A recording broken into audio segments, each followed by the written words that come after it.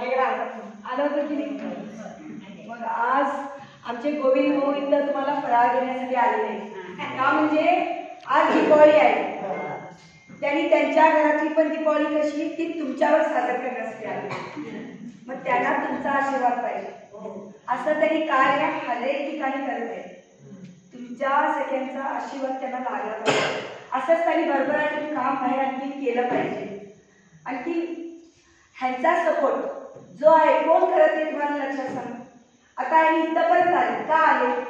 एक आपली आई वडील आहे, त्यांना पण आठवण आली असणार.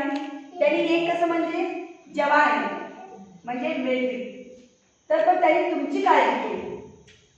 आम्ही त्यांची काळजी करायला पाहिजे, त्यांनी तुमची काळजी केली. म्हणून तुमचा आशीर्वाद त्यांना पाहिजे.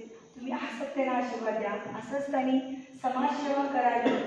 असंच हरेक अनाथाश्रम आणि वृद्धाश्रममध्ये आपले एक आता करणार आहे. आता तुमचं झाल्यानंतर आणि पुढे बेळगावमध्ये तिथं पण जाणार आहे. मग असंच तुम्ही हसत करत राहिलं पाहिजे. मी मध्ये पण आलो होतो, तुमच्याशी बोलून गेलो की आणखीन येणार म्हणून. मी आता 2 तारखेला तुमच्याकडे आणखीन भेट देतो. माझ्या मुलीचा वाढदिवस आहे, त्या निमित्ताने मी तुमच्याबरोबर भेट देतो. तुमच्याशी बसून भेटून धन्यवाद. आणखी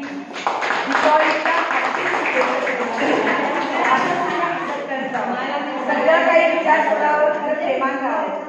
आईचा आशीर्वाद आहे, आईचा नमन तुम्ही करत राहता की आई तुम्हाला खायचा आशीर्वाद आता जी मॅडम तुमच्याशी बोलली त्या मॅडमचं नाव आहे मीनाताई बेनके मॅडम. कोण आहे? मीनाताई बेनके मॅडम.